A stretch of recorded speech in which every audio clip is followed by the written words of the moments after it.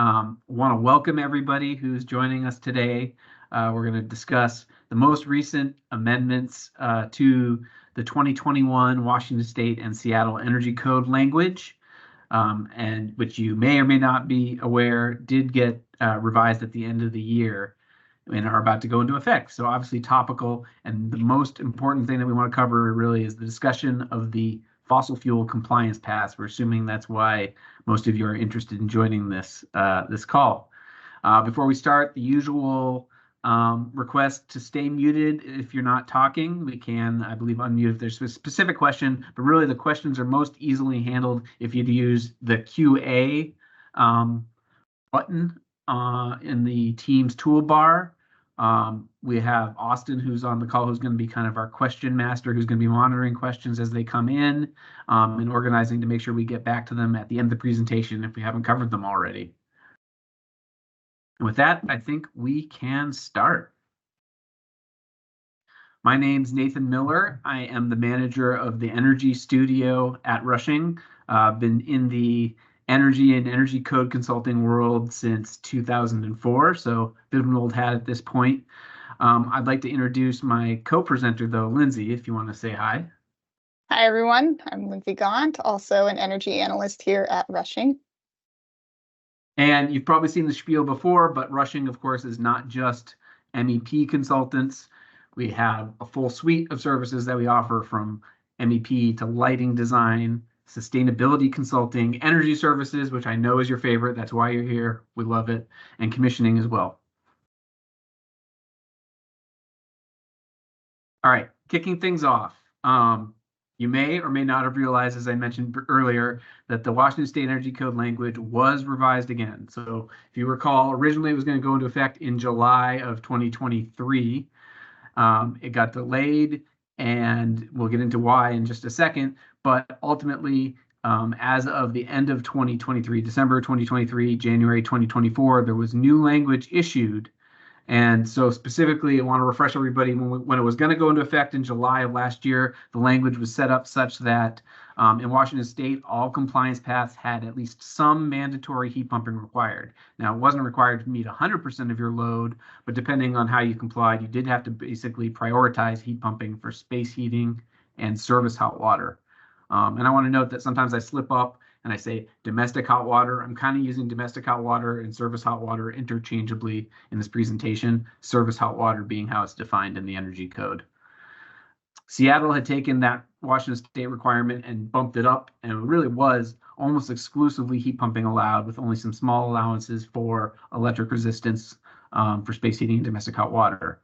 But ultimately, what caused this most recent round of changes to the Energy Code to be considered and adopted was that there was the lawsuit in Berkeley, California, that challenged that city's ban on new gas connections for commercial and residential construction. Ultimately, since that was Berkeley is in the same circuit court as Washington State, when that ban was struck down, it created concern that other states' energy codes or local ordinances might also be challenged because of any perceived or real or perceived restriction on the use of natural gas. And so our Washington State Energy Code, or more specifically the State Building Code Council, reconvened the energy tags to make sure that we weren't in violation of preempting EPCA, the Energy Policy Act that was sort of the basis of those Berkeley challenges. So what did get changed? Specifically, there is a prescriptive only path that allows for fossil fuel space heating or service hot water heating that does not require any heat pumping. Additionally, the C406 section, which is sort of the efficiency package menu choices that you have to go through in prescriptive compliance, that section was significantly updated as part of this fossil fuel compliance path to essentially force a project to make up for the energy efficiency that they're choosing not to have when you choose fossil fuel boilers instead of heat pump for heating needs. So you had to make up for that credit elsewhere. And there's a series of additional credits that have been added or modified to allow for that fossil fuel path. Also, the C407 section was modified. So C407 is the energy modeling or total building performance section. This path does not allow for fossil fuels. However, it had previously been based on a metric of carbon emissions, meaning we were showing a certain amount of carbon emission reductions for our proposed design relative to a baseline, and that was how we demonstrated we met code. Well, with the concerns about preempting EPCA, that was reverted to the metric of site energy. So we C407, the language hasn't really changed, but the metric has changed back from carbon emission savings to site energy use savings, and we'll dive into that a little bit further. Ultimately, in Washington State, there is still an ongoing challenge to the implementation of the 2021 Energy Code, and really it affects all the building codes in the way the challenge is structured. Ultimately, BIAW has issued or is pursuing a lawsuit against the state. You may have heard recently that there was a ruling just of last Friday. A Thurston County judge determined that at least the request to stay the implementation of the building codes that is about to happen in 2 days, March 15th. The judge was asked to stay the implementation of the codes until the lawsuit played out. The judge has decided not to stay the implementation. So the codes are going into effect as of this Friday for new projects submitting for permit, even while the lawsuit works its way through the system. There's an upcoming hearing on April 5th. It appears to be another pre-trial hearing. We're not lawyers. We're trying to follow along as best we can with the challenge as it proceeds. But ultimately, it appears there's not yet been a date set for when the full trial will take place. All right, so we're going to dig into what that fossil fuel compliance path looks like. As Nathan said, it's a prescriptive path only for installing fossil fuel space and water heating. And so we put together a table down here that shows by space type what the base C406 credits are required and the additional credits that would be required for either space or service hot water fossil fuel heating. And specifically, if you want to look at group R2 here, you can see that the base load for Washington and Seattle is 41.45. And then the additional credits, specifically looking at service hot water heating, it bumps that up to 250 credits. So it's quite a hefty leap to try to overcome that. And we're going to dig into a couple sample projects of what that C406 package might look like to overcome that burden. Another item that is worth noting for this fossil fuel compliance path for C406 is that there is no cap on renewable energy. Previously, or in the standard C406 package, there is a 50% cap on how much your renewable energy can contribute to your C406 package. And so in theory, if you install 250 C406 credits worth of renewable energy, it can make up the entire package.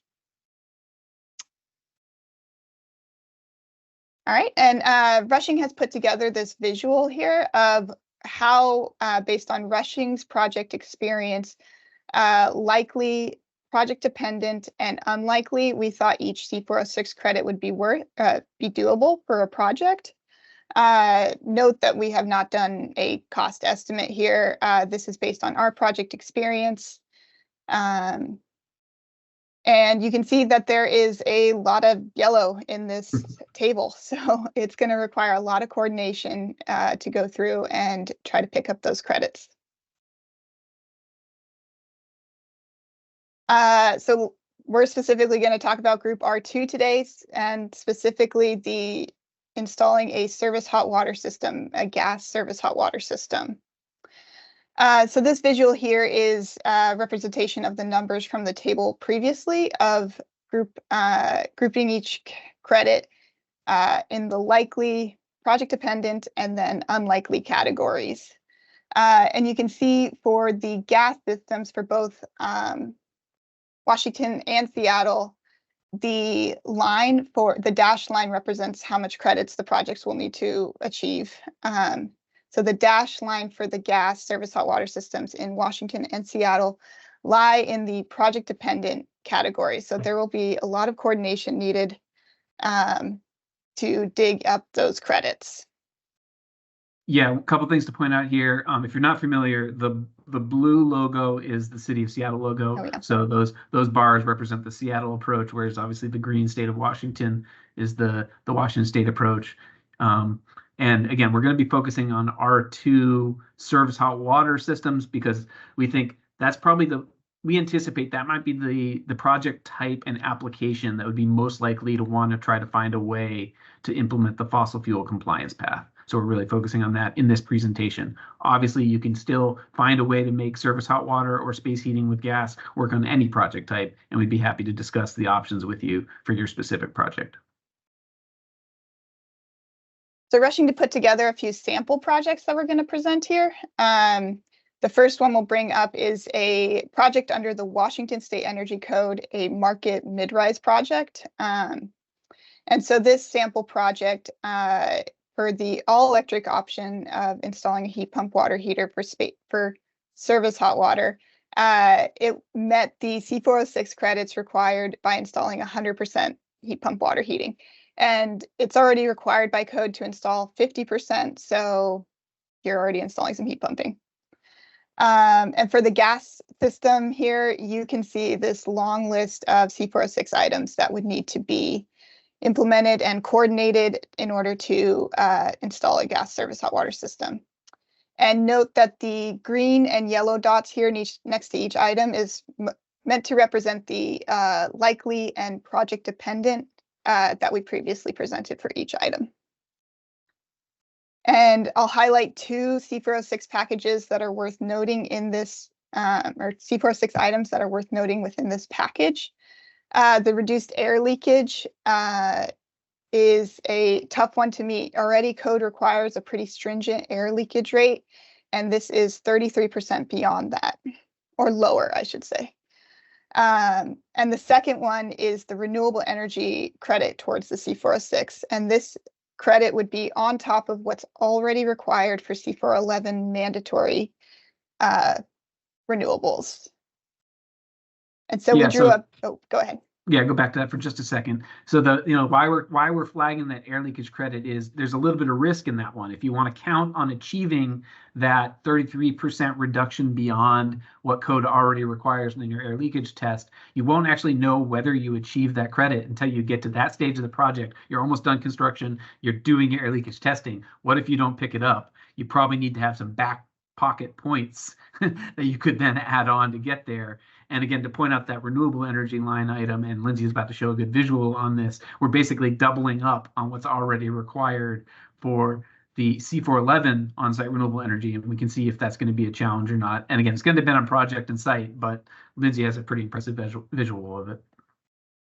Yeah, so this was that same sample project here where we're showing how much area based on a rule of thumb square foot per kW amount of how much would be required for C411 mandatory PV and then additionally C406 solar. And you can see this is just not realistic for this project or a project because there's no space for mechanical equipment.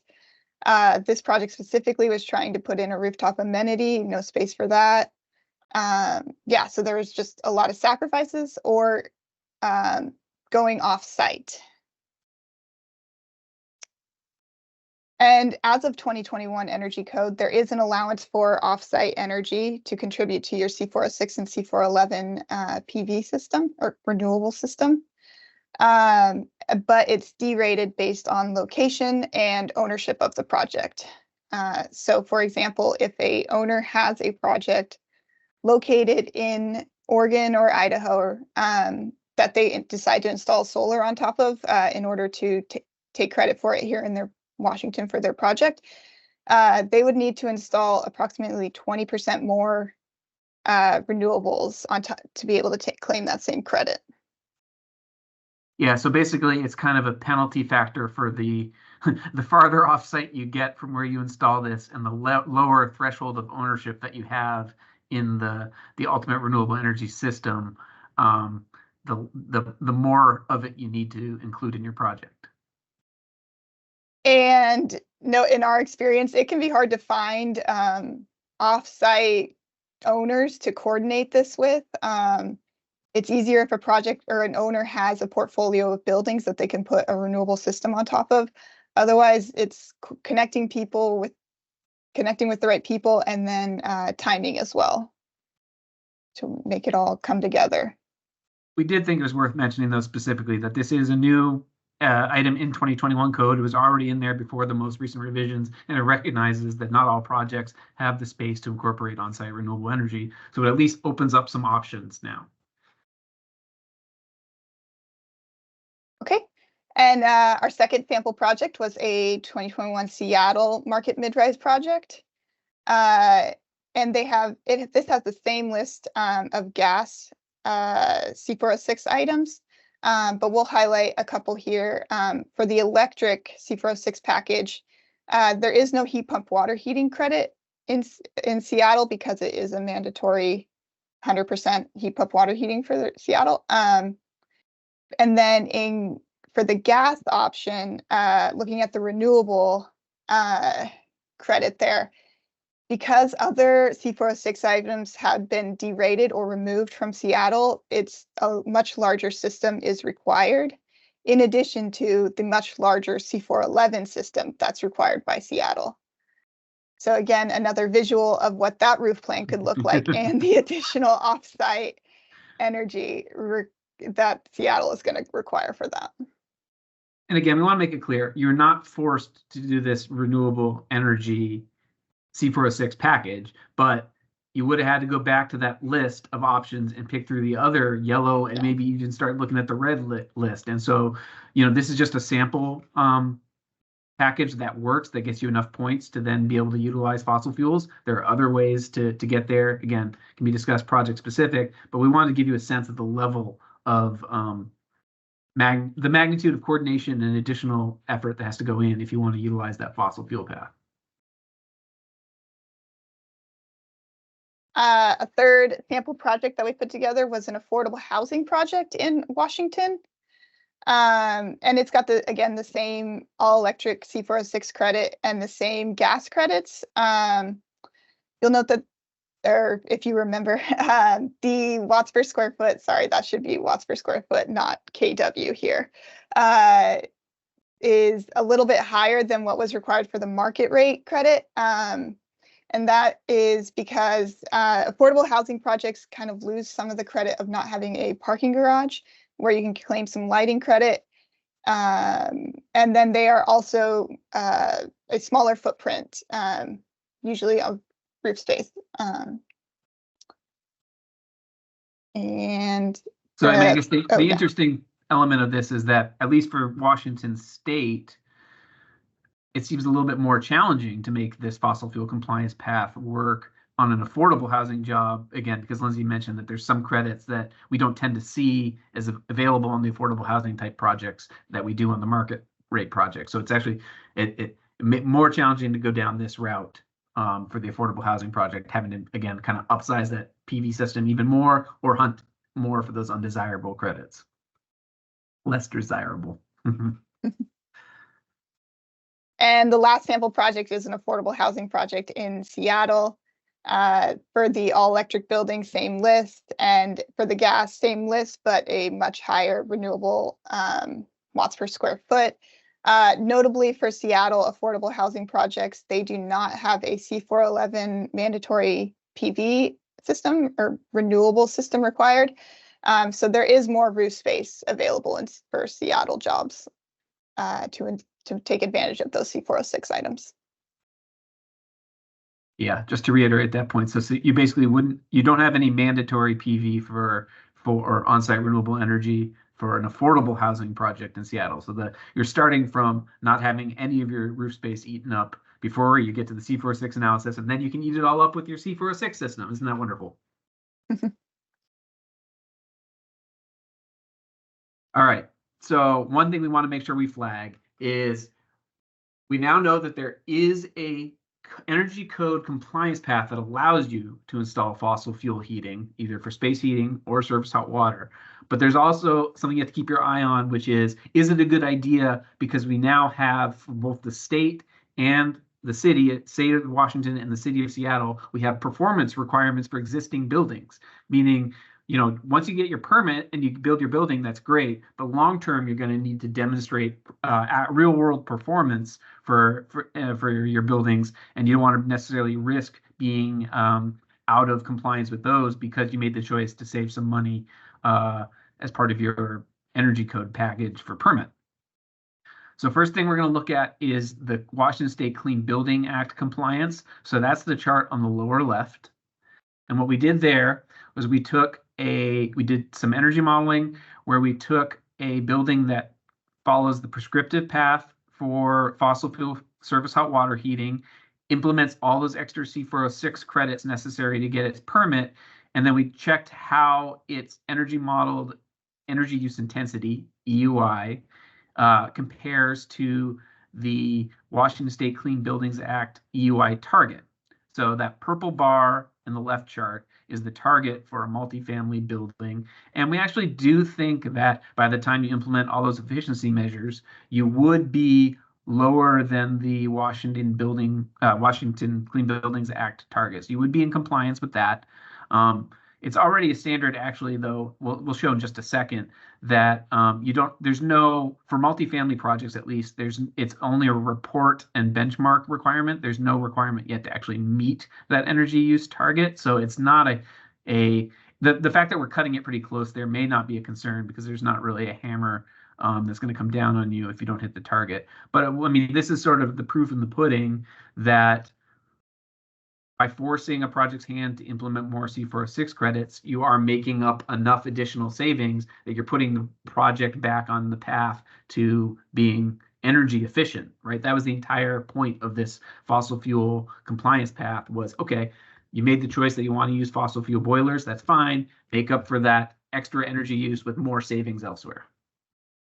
The BEPS story, which is Seattle's building emissions performance standard, is more interesting because that's not an EUI target. So it's not energy use per square foot per year. It's a greenhouse gas emissions target. So, emissions per square foot per year. So for example, what we've shown here, and it's a little bit complicated because let's start with the purple bars and explain what we're looking at there.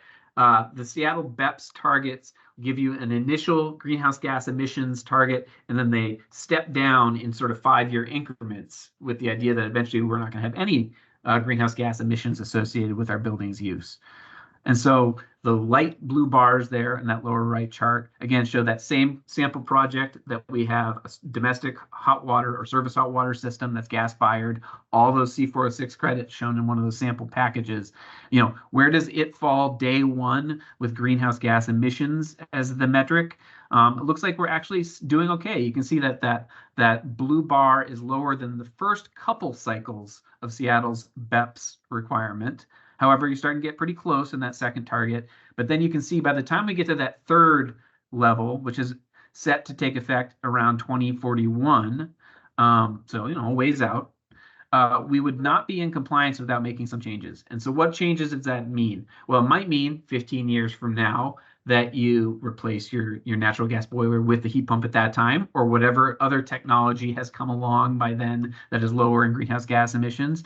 Or there may be some viable alternatives that you can do and still maintain let's say, fuel-fired system. And by that I mean, will renewable natural gas be a viable option long term, and that maybe you can utilize that instead of quote unquote standard natural gas? Sure, maybe that'll be the option by then. So it does, at least on our initial analysis, and this is only looking at one project, so your mileage may vary. It does seem like you would buy yourself a few cycles of time before you might be setting yourself up for being out of compliance with Seattle's BEPS requirements. And again, I mentioned before, and we'll show the slide next, while the Washington Clean Buildings Act does not have specific targets that you have to hit for this building type, BEPS, you do. Multifamily projects do have to comply with BEPS, and they would have to pay the penalties if they do not meet the targets. This is just a clip from the Washington State Clean Buildings Act, because I was talking a little bit that these are tier 1 versus tier 2, or I don't know if I brought it up yet. But again, that Act is divided into tier 1 buildings, which are really the 50,000 square feet or larger, mostly commercial buildings. Those are the building types that will have to show they're actually hitting the energy use intensity target. And then you can see over on the right side of that, we have the tier 2 buildings, which are the smaller in size, and all multifamily buildings fall under tier 2. And it's just a benchmark and report requirement, not achieve a specific energy use intensity. Okay, all of that up until now has been talking about what happens when you utilize that prescriptive path. You can choose to still be heat pumps. That's always been on the table. You can choose now to do fossil fuels. But what were the changes that I mentioned at the beginning of this presentation that impact the C407 compliance path? So again, C407, total building performance, is the energy code, the energy modeling compliance path for energy code. In 2018, we would do an energy model. Under the 2018 code cycle, we would do an energy model to prove that our building emissions met a certain level of reduction that was required relative to a baseline building. So it was an emissions metric. Now, again, as I mentioned previously, we are reverting to site energy as the metric, but it's actually kind of been divided into two. We need to show compliance both for site regulated energy, and then we also need to show compliance for overall site energy. And that's kind of interesting. We'll talk about the implications of that. Regulated energy refers to all the categories that are in our energy code that are regulated. So that would be heating, cooling, fan energy use. It would be service hot water and lighting energy use, et cetera, et cetera. Those are the regulated loads. The unregulated loads that'll show up in our total site energy are all of those plus plug loads, process loads, et cetera, et cetera. So those are currently unregulated in the sense that they don't have, it's a little bit false to say they don't have any requirements in the energy code, but they're considered unregulated anyway. They have fairly minimal requirements. But now that we have a target that we have to hit for both in the energy modeling compliance path for both regulated and total site energy, we wanted to go look at what implication does that have on how projects are going to comply with this path. So again, reminder that this path is not available. The energy modeling path cannot be utilized if you've decided to take the fossil fuel compliance path. That was prescriptive only. So we're only talking about the all-electric buildings here with, say, heat pump hot water systems, and they could have, heat pump and or electric resistance heating for the dwelling units. That's pretty typical. What we found is that for a multifamily project, pretty much the same package that you had in 2018 that we were seeing on our all-electric projects will comply quite easily with these new metrics. You will not have a challenge. In fact, you may even gain a little bit of compliance margin compared to where we were sitting previously. So that was a little bit of a surprise. The challenges with the 2021 code are going to be, in that sense, if you've already committed to the all-electric path with the heat pumping, the challenges would be, mostly around what new mandatory measures in the energy code have taken effect. Notably, there is going to be the requirement, which has been in the 2021 language all along, like in Seattle, for 20% of your glazing having to meet triple pane level performance. That's unrelated to which compliance path you have. So you're going to have that challenge no matter what. I just wanted to flag it. But again, the base message is if you're doing all electric multifamily building and you wanted to use the C407 path, you're in pretty good shape when you look back at what you were doing on your 2018 projects. Where C407 is going to become more of a challenge are those projects that have higher plug and process loads, like very high. So what I'm talking about here are example, office buildings, particularly if they have lots of on-site IT loads, and then things like lab spaces where you have a lot of process energy use going on. And we found in our preliminary energy modeling that it'll be a real challenge to hit those total site energy metrics unless you start attacking those unregulated loads. So the process and plug loads, you're almost certainly going to have to consider approaches of how you can show to the code officials that you will be reducing the unregulated use along with the regulated use in order to get these buildings to comply. And this is kind of the first code cycle where that's really going to be We were sort of tap dancing around it before. Maybe we can get away with it. Maybe we don't have to implement plug load controls. But now, again, for those project types that are very high process energy, it's going to be maybe unavoidable, or certainly very difficult to avoid touching on those loads as part of your whole building energy saving strategy. We have a couple of questions in the chat. If we can go through some of them, kind of touched on some of these topics. Okay. Yeah. Do you want to maybe read them out loud, Austin, and we can reply? Sure. You mentioned that the C407, this is from Michael Cook. This is a couple minutes ago. You mentioned that C406 is only a prescriptive path. Does that mean that you can use C407 to incorporate fossil fuel and electric heat to comply with heat pump based baseline model? Okay. Just to be as clear as I can, if you want to utilize fossil fuels for space heating and or service hot water, you have to take the prescriptive path. You cannot do the C407 energy modeling. So that's the only route that's been given to us in the revised code language with full fossil fuel consumption, or full fossil fuel heating or domestic hot water. I think that answers the question. Yeah. And another question was, can you review the use of gas for secondary uses like fireplaces, kitchens, laundries, second source of heat? Yeah. That's a great question. And this is definitely the biggest area where the Washington State and Seattle code language was diverging from, say, that Berkeley approach, right? Berkeley was saying you cannot have a natural gas connection for your building. That is not, or has not been, any part of the Washington State or Seattle energy code language. Instead, what the code language has been doing is pecking away at what you can use gas for. So again, it was our code language is focused on space heating and domestic or service hot water, and not necessarily forcing our hands to go heat pumps, but certainly making it pretty tempting to go that heat pumping route. But there are no prohibitions currently on using gas for cooking, whether that be commercial kitchens or residential kitchens. You can use it for your decorative fireplaces. You have a barbecue or an outdoor fireplace on a deck, things like that. All that can still be gas. Can still use natural gas. There are some requirements in the 2021 code language, for example, that if you utilize gas cooking equipment, that you make sure you have the electrical capacity and connection points nearby that it could be converted to electric in the future.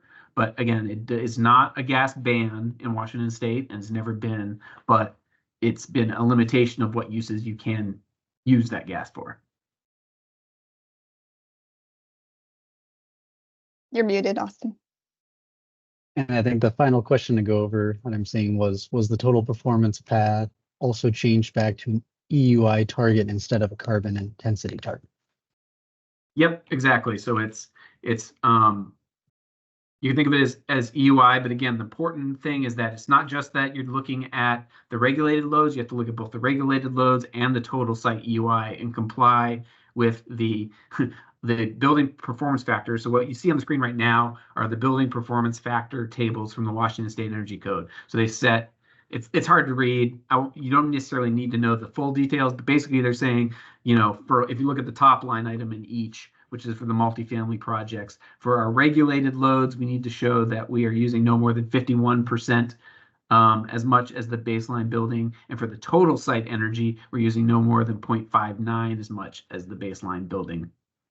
So it is an EUI metric, but it's comply with both. It's not an either or. It's not a weighted thing where you can fail one and pass the other. You got to comply with both. Well, I think we're all cut up. All right. So key takeaways again. First and foremost, the energy codes, the whole building codes suite, but the energy codes in particular, 2021 version for Washington State are set to go into effect this week, Friday, March 15th. Didn't put the bullet point on the slide. Seattle has not changed its implementation date either, which is that the 2021 Seattle Energy Code is set to go in effect July 1st of 2024. honestly, that there's still some goings on that the final language hasn't been approved by the city council yet, but that's the target implementation date. So state energy codes going into effect this week. Second key point, there is a path that you can utilize fossil fuels for space heating and or surface hot water heating, though again, it's forcing you into that prescriptive route, and the requirements are that you have a very comprehensive C406 package of measures to offset that additional energy use from the fossil fuel systems. And, we presented sort of high level the credits we think are maybe easy to achieve, moderately difficult to achieve, hard to achieve. But until we really sit down with a full project team and get the chance to get that priced out, we can't answer the question yet. Is it more cost effective to do the heat pumping for a surface hot water system, for example, the full heat pumping, or install a gas boiler, but then a whole bunch of other measures? So it'll be really interesting if anybody wants to explore that with us, to go through the full exercise and put numbers to it, both energy and cost. And to that point, if you want to involve us on your next project or have a project already where you want to explore these options, we're more than happy to talk to you. Reach out to us and we'll get involved.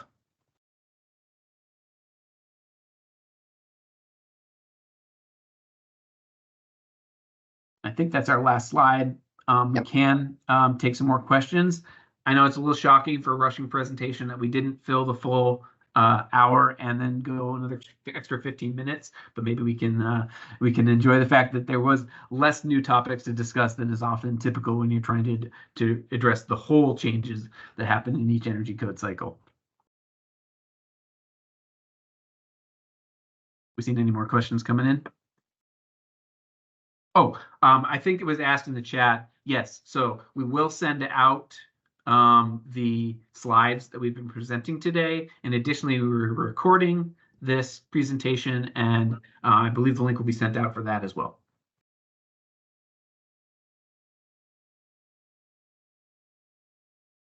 One question from Barry. When you talk about process loads, does this include manufacturing? Can I say that one more time? When we were talking about process loads, does that include manufacturing? Yeah. Nominally, yes. So that's a big question if you're doing an industrial facility. How is this going to play out? I can only imagine that prescriptive might be your more viable path there. I mean, especially if you're not, a lot of the times what projects utilize the energy modeling path for is that they want to have a high level, relatively high glazing percentage beyond what the prescriptive code might be, or they have a very challenging envelope to make comply. I think those would be less pressing concerns in an industrial facility. So maybe you don't need to go that energy modeling route. But I'm probably missing something obvious off the top of my head that would be, no, this is the reason why we want to take the energy modeling path. And so, yeah, that would be a real challenge if you're absolutely process load dominant. I can only imagine you'd have to have some early discussions with SDCI or the code officials, state code officials, about is it even viable to show the savings? And if so, how can you establish, for example, for whatever, say it's a baking facility, that you've done best in class cooking equipment and thus can claim energy savings from that compared to some baseline, because it's not well defined in our code because those are unregulated loads. So you'd have to basically be able to make an argument that you're doing something better, substantially better than the sort of standard practice, I think, to claim energy savings in a process load category, which we've seen done to some scale on projects in the past. So there is precedent that this can be done. You just usually have to back it up well. Also a question about change outs for gas packs, spoilers, etc. Change outs. Chapter 5. Yeah, so chapter 5, which is the portion of the energy code that covers existing buildings, already had some allowances for replacing individual pieces of equipment with natural gas you know, if it was already a natural gas boiler, you could swap out that single boiler for the similar equipment. If you're doing, you would get triggered if you were doing something like in Seattle where you're considered a substantial alteration, where, you know, SDCI is determined that you're doing so much work that it's kind of like starting over on the building, and then that triggers the full, more or less the full energy code compliance. It's always a delicate dance of how much can you replace with like equipment before you start triggering the requirements that you might have to do a switch out. So it's a little bit project by project specific. The only other thing I can say is that, again, it all has to be done with an eye on how is your project lining up for that BEPS compliance, right? Because there is potential financial penalty if you're not able to hit Seattle's greenhouse gas emissions targets. So if you're replacing a piece of equipment, is now the time to make it a heat pump anyway, so that you're not setting yourself up for failure when it comes time to evaluate for BEPS. Or if you're in that tier 1 of Washington State, and you might not, you know, is it going to jeopardize your EUI compliance with the Clean Building Act, which again kind of has to be evaluated on a project by project basis.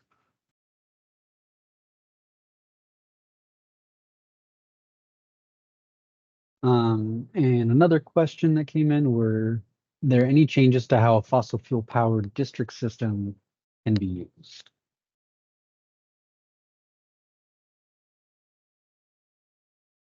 There were already compliance paths that allowed you to connect to district systems. And I'm doing this off the top of my head, so this one you're gonna have to not quote me on, but I believe there were already energy code compliance paths that have been unchanged that would allow you to connect to a district energy system that's already in place at the time of code adoption. So that would be like N-Wave in Seattle, the steam.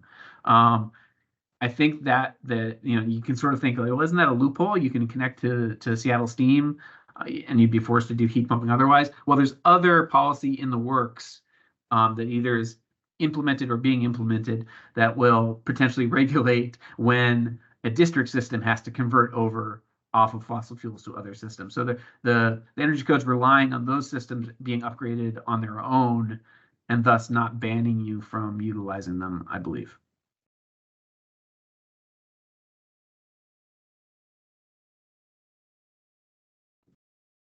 Thank you. And currently all the questions that are in both the chat and the Q&A section. All right. All right. Well, thank you everybody for your time.